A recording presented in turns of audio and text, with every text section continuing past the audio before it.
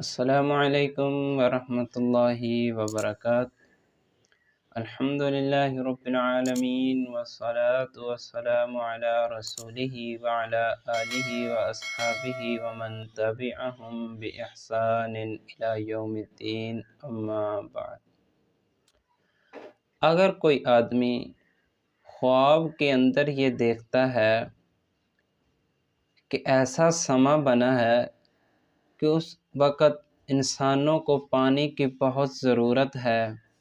چاہے وہ بارش کے ذریعے پورا ہو جائے یا زمین سے دریاؤں نہروں کا پانی، جب پانی کی ضرورت ہے تو اس وقت پانی کی فراوانی ہے، تو اس کا مطلب ہے کہ اس سال اللہ ان کو مال سے فراوانی عطا کرے گا اور اپنی نعمتیں عطا کرے گا۔ اور اگر ساتھ آدمی یہ دیکھ رہا ہے کہ پانی بھی بہت زیادہ تھا